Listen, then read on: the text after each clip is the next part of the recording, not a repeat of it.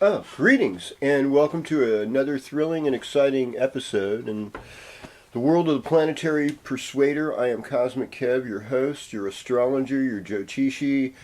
And what do we got as far as the lunar pattern today? Well, we've got the moon in the constellation of Capricorn. And the part of Capricorn that the moon is the lunar nakshatra known as Uttarashada, which is like 1/4 in Sagittarius, 3/4 in Capricorn, and it's ruled by the sun.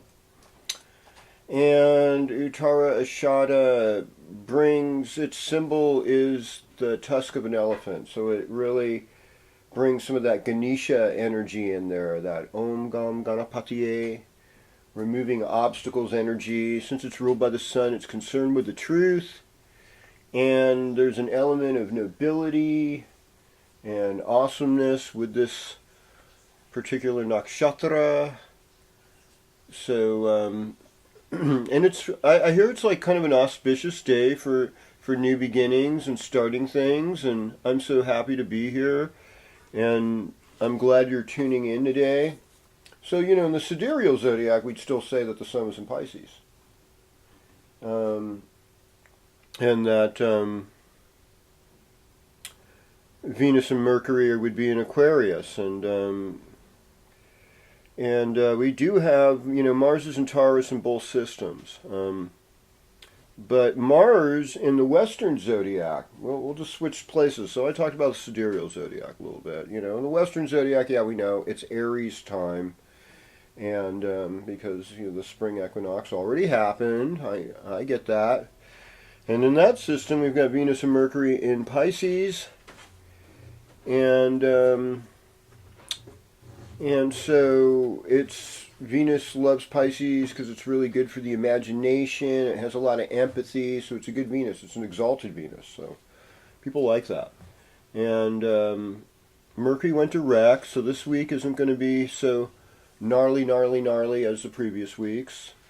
And what else we got here? We've got the standard Saturn and Capricorn, and Uranus and Taurus, and Neptune and Pisces, and the North Node in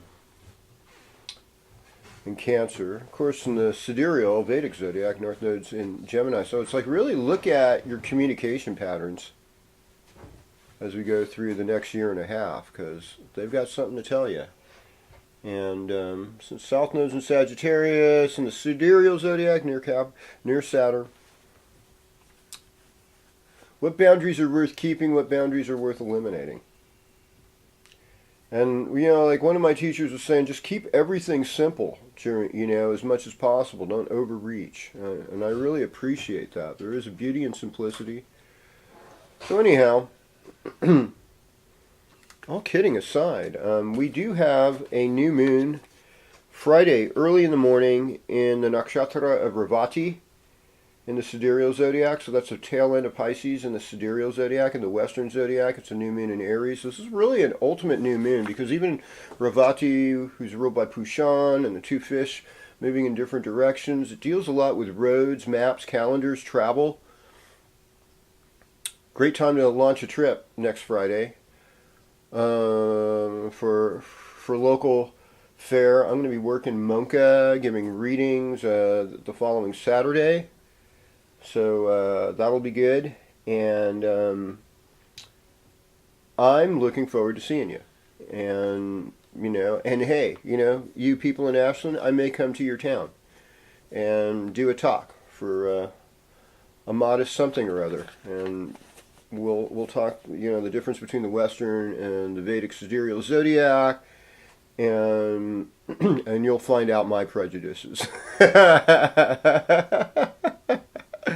Yeah, no, not like in terms of like discrimination or racism or anything like that, but in terms of, the tropical zodiac, which is based on seasons, and the Vedic sidereal zodiac, which is based on the actual place where the constellations have moved to. Hello. It's a little more shamanistic. We'll see what goes down with that. But anyhow, sign by sign, in the Western zodiac, we're going to go, the tropical zodiac, we're going to go through your signs. And, your sun signs, your rising signs, even your moon, you could throw that in for good measure. Talk about what's going on with you. Okay.